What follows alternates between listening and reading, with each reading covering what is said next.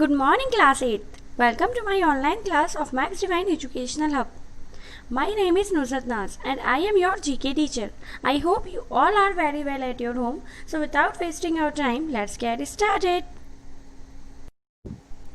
Class 8 पिछली class में हमने एनिमल्स फ्रॉम इंडिया चैप्टर में एनिमल्स की अलग अलग निवास स्थान, उनके रहन सहन और तौर तरीकों के बारे में पढ़ा था.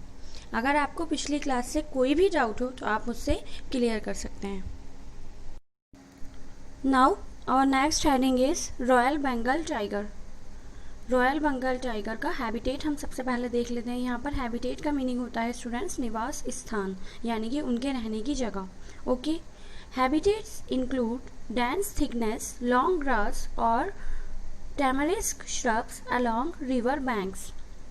निवास में रॉयल बंगाल टाइगर के निवास में घने झाड़ियों, लंबी घास या नदी के किनारे पर तामड़ी झाड़ियाँ शामिल हैं. तामड़ी मतलब नॉर्मल, आप इसमें झाड़ियाँ आ गई हैं आपकी जो मतलब एक दूसरे से बहुत ज़्यादा घनी रहती हैं, उस टाइप से ये झाड़ियों में रहते हैं. ठीक है. नेशनल पार्क्स इनके हैं. कान्हा नेशनल पार्क मध्य प्रदेश में स्थित है ये. ठीक है. बंधवगढ़ नेशनल पार्क ये मध्य प्रदेश में स्थित है. Okay. Now our next heading is wild ass, यानी कि जंगली गधा.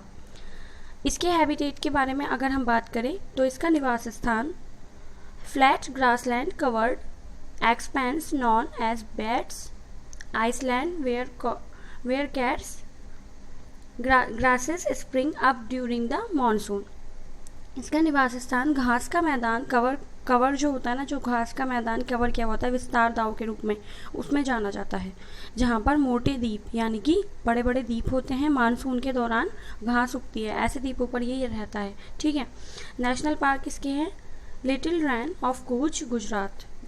कूच का बहुत छोटा सा एरिया गुजरात में जो है, वहाँ पर कुछ का छोटा एरिया है रामन, वहाँ पर ये पाए जाते हैं. ठीक है. Now our next heading is pangolin और स्केली एंट्रेटर हैबिटेट, यानी कि निवास स्थान. वैरायटी ऑफ हैबिटेट्स, यानी कि इसकी अलग अलग वैरायटी हैं, विभिन्न प्रकार के इसके जो हैं आपको निवास स्थान देखने को मिलेंगे. ठीक है. कौन कौन से हैं? Forest, hill, cultivated land, Rocky crevices found in much of eastern and northern India and in Tamil Nadu and Kerala also. विभिन्न प्रकार के स्टूडेंट्स इसके अलग अलग प्रकार के निवास स्थान हैं, जैसे कि फॉरेस्ट यानी कि जंगल. ठीक है. हिल्स यानी कि पहाड़ियाँ. कल्टिवेटेड लैंड यानी कि खेती की हुई भूमि, जो जिस भूमि पर खेती की जाती है उस तरह की जो भूमि होती है, उपजाऊ भूमि जिसे कहते हैं. ठीक है.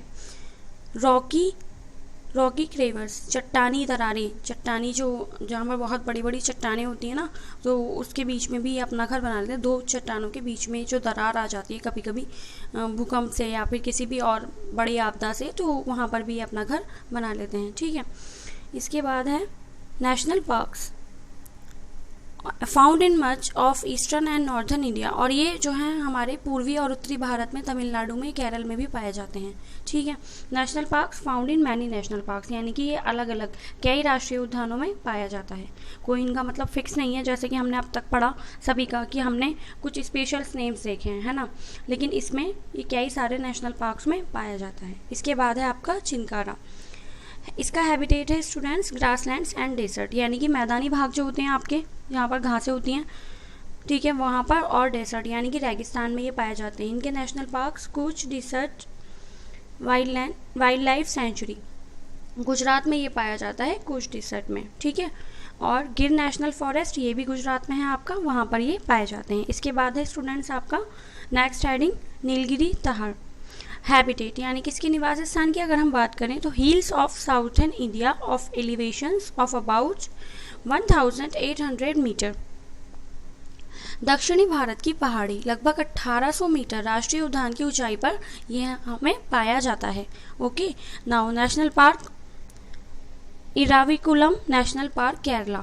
इराविकुलम नेशनल पार्क जो कि केरला में स्थित है, वहाँ पर ये मोस्ट ऑफन पाए जाते हैं. So students, our last heading of this chapter is Indian flying fox. Indian flying fox यानी कि ये जो है उड़ने वाली, एक तरह से हम कह सकते हैं उड़ने वाली लोमड़ी है, जैसा कि हमें नाम से ही पता चल रहा है ना. इसके हैबिटेट यानी कि निवास स्थान की अगर हम बात करें the species roosted in large colonies of hundreds of to thousands of individuals or large trees in rural and urban areas.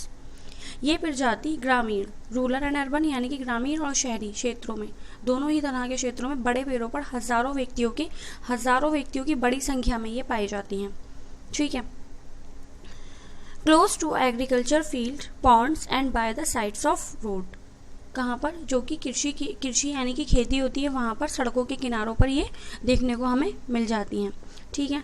In feeds on a wide variety of fruits and flowers both wild and cultivated. ये जंगली और खेती दोनों फलों और फूलों की एक विस्तृत विविधता पर खिलती हैं. समझ आ रहा है ना आपको? मतलब दोनों ही तरह के, जंगली भी और खेती भी. खेती वाला जो हमारा एरिया होता है उसमें हमारा इंसानों का रहन सहन आ जाता है. ठीक है. तो वहाँ पर भी ये पाए जाते हैं, रोड्स के किनारों पर भी ये पाए जाते हैं. इस तरीके से ये हमें देखने को मिल जाते हैं. A single young is born between April to early June. एक युवा मतलब जो एक यहाँ पर इनके जो ब्रीडिंग सीजन होता है, ब्रीडिंग सीजन मतलब पैदावार जो इनकी होती है तो वो जो अप्रैल से जून के बीच में होती है. ठीक है.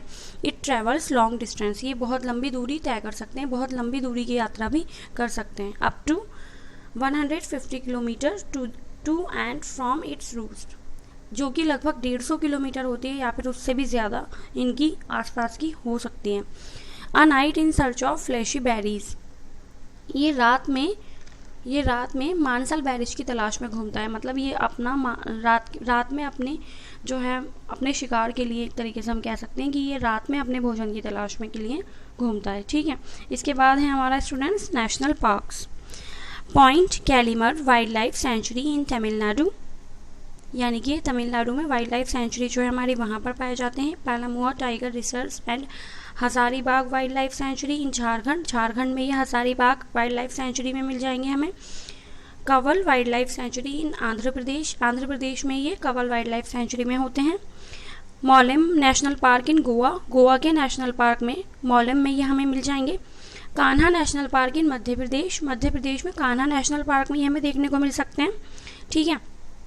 चिल्का यानी कि नालाबन वाइल्ड लाइफ सेंचुरी इन उड़ीसा के ये वाइल्ड लाइफ सेंचुरी में, जिसको हम चिल्का या फिर नालाबन के नाम से भी जानते हैं, वहाँ भी हमें देखने को मिल सकते हैं.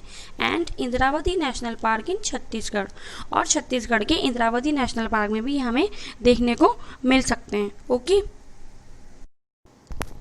So students, your first chapter is finished. I hope you all are understood this chapter. If you have any query regarding this chapter, you can clear with me. Now your today's homework is write the detail of Indian flying fox and Royal Bengal tiger on your GK fair copy.